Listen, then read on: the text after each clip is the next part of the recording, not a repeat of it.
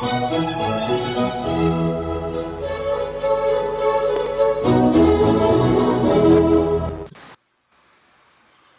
buntag mga tinawod kong tigpaminaw. Kininausab si Nanay Rubrico ang inyong ubos nga alagad dinhi sa atong programang Biblical Perspectives. Ang programa nga moatod sa mga mahinungdanong komentaryo labot pangitabo sa atong katilingban ilalom sa lente sa Biblia. Ang mga hunahuna din iya lamang sa inyong alagad o way labot ang istasyon. Ipadayon nato karong adlaw ang ikalima o katapusang bahin sa paghisgot sa Biblia o giunsa kini pagmugna. Muadto kita sa English versions sa Biblia kay gawas sa mga bersyon nga gihubad na sa atong klase-klaseng pinulungan sama sa Cebuano, Tagalog, Bicol, Ilonggo, Ilocano ug uban pa. Ang English nga bersyon usab sa Biblia mao na tingali ang pinakapopular nga bersyon sa pulong sa Dios karong panahona. Labaw na gayod ang King James Version na 1611 o KJV 1611 o ang New International Version 1983 or NIV 1983. Unsay kalainan nila? Ipadayon nato kini pagisgot sa in English. The King James Bible and how it came about. When the new King James I ascended to the English throne, he wasted no time in calling for a new Bible translation that would surpass the popular Geneva Bible produced by the former exiles, Bible English scholars who fled to Switzerland to escape persecution. Foremost of these was Miles Coverdale, who produced the first complete Bible derived from the previous works of Erasmus, and whose translation was known as the Coverdale Bible. It was also the first Bible to use verse numbers, which was a great aid in locating Bible passages. The Geneva Bible was the most popular English translation, and King James hoped that the new translation would succeed in replacing it.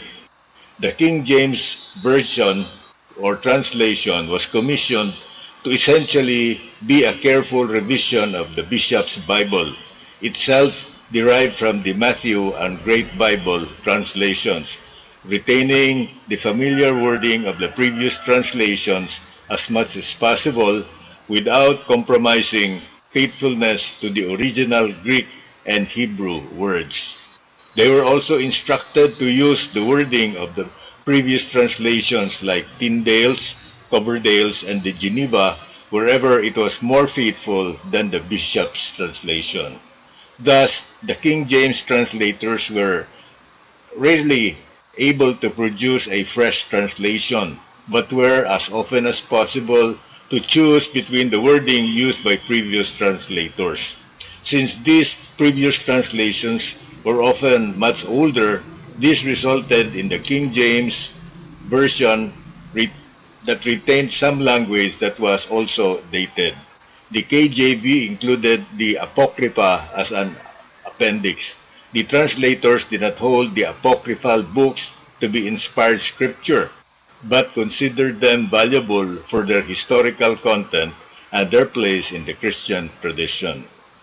For the New Testament, the King James Version translators consulted the Greek text of the various editions of Erasmus, as well as later revisions of his work by Stephanus and Theodore Beza. They compared these editions to one another and tried to make the best decisions they could as to the original reading of any given verse. The KJV 1611 was not identical to the traditional KJV of today. It took its more or less final form now familiar to us in 1769 in the revision of Benjamin Blaney. New Bible translations. The KJV 1611 1769 became the most popular Bible translation and was used by Christians well into the first 20th century. By the 1970s, it was felt that there should be a modern Bible translation to reflect the needs of the times. There are multiple reasons for the proliferation of new translations, but primary three are that number one, English has changed since the time of Tyndale. It changed since 1611. We speak quite differently from Benjamin Blaine did in 1769. Many words have fallen out of use. Punctuation is used differently. Numerous words and phrases mean entirely different things today than they did then. Grammar and syntax have changed. What was once a clear translation into common English is now much more difficult to understand. Even many people who think they understand the KJV actually walk away with a completely different meaning of some passages than what the translators intended. This is only inevitable and natural. It is inevitable for language to change and for new translations to be required. Wycliffe replaced the West Saxon Gospels because of changes in English, and Tyndale replaced Wycliffe for the same reason. The dawning of new translations periodically as languages change is the normal and healthy historical pattern. In the 16th century, when Tyndale first translated the New Testament into modern English, the Western world was only beginning to rediscover biblical Greek. Learning Hebrew had been controversial for much of the Middle Ages due to hostility toward the Jews. Over the centuries since then, we have learned much more about these languages we did not know back then. This opens the door to the possibility of even more accurate translations of the Greek and Hebrew texts. Since the time of Erasmus and his revisors, scholars have had the chance to compare more manuscripts. We have also discovered manuscripts and fragments of the New Testament much earlier than anything Tyndale or the KJV translators could have imagined.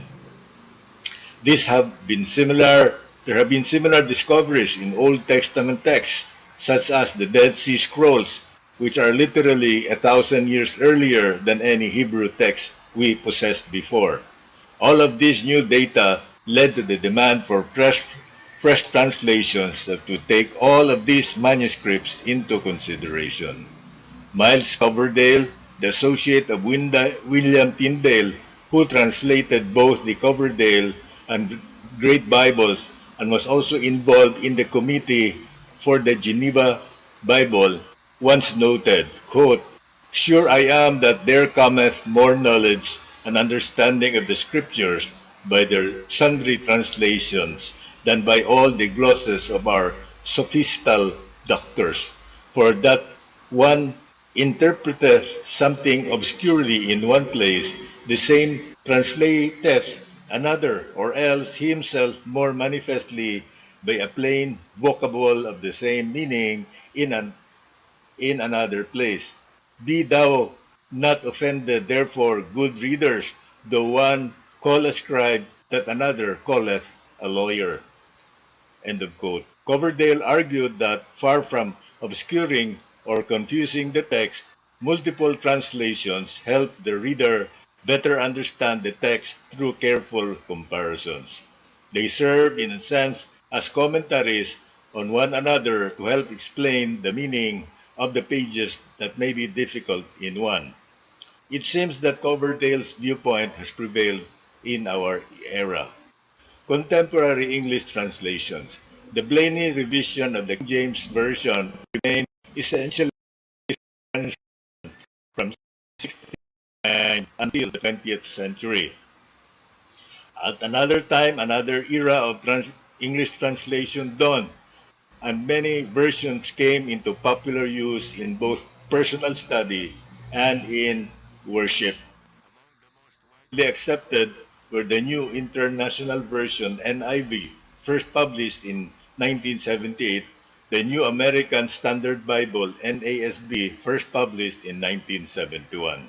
Like the King James before them, these modern translations have both undergone revisions since their first publication and will likely see more in the future. The New King James Version, or NKJV, of 1982 has also proven a significant contribution to the contemporary development of English translations, and in more recent years, the English Standard Version ESV, the Christian Standard Bible CSB, the New English Translation NET, and many more others have attained notable usage. Most contemporary English-speaking Christians are not dogmatically committed to only one particular translation, but often read from several. Modern translations have not supplanted the classic KJV, which is widely used and read and quoted. Instead, they have come alongside it and added to the study tools of the modern Christian to aid in understanding. And understanding has always been the point of translation since the beginning of Christianity. Investigating Faith Part 1 by Lee Strobel. Strobel, ug karon sa dili pa kita mobiya sa atong programa, humano nato kini pinagi sa pagkutlo sa bag-ong sinulat ni Dr. Lee Strobel, usa ka kanhing editor sa mantalaang Chicago Tribune o investigative reporter sa mga kriminal nga mga kaso gamit ang Science of Forensics o Crime Investigation. Nahimong bestsellers ang mga sinulat ni Ginoong Strobel sa iyang giimbestiga ang pagkamatay ni Hesus Kristo ug dayong pagkabanhaw didto sa Kalbaryo, gamit ang ebidensya nga nagikan sa Biblia o mga testigo sa mga naka-witness niadto ug natala sa Biblia. Ang sinulat ni Strobel giuluhag The Case for Christ. Sukad adto daghan nagdasulat si Dr. Strobel nga may Masters of Law degree in Forensic Science gikan sa Yale University of Doctor of Theology. Matod ni Strobel sa iyang article karon nga Investigating Faith. When they ask, does Christianity work? I was talking with a Christian leader from a large Midwestern university, and he was telling me about how students have changed in the last few decades. Kids these days aren't asking what's true, he said. That's what college kids asked in the 1960s. Today, kids are asking, what can help me deal with my pain? It seems as though every kid I disciple comes from a dysfunctional family and is trying to process his pain. The nature of these questions is evolving over time. For many, especially the younger generation, truth isn't an issue because they have become convinced that all religious viewpoints are equally valid. It's the old, you have your truth and I have mine. We need to help unchurched friends understand the absolute and unchanging truth of Christ.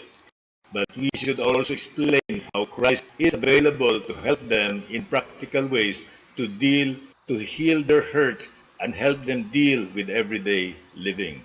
We need to communicate that Christianity isn't just for tomorrow, for their eternity, but also for today of their lives. Ipadayon nato kini sa sunod yugto. Kini sa nanang rubriko nga nagapasalamat o nagaingon diya sa Biblia sa Panultihon 29, versikulo 18. Ang nasod nga dili giyan sa Dios dili matigayon. God bless you.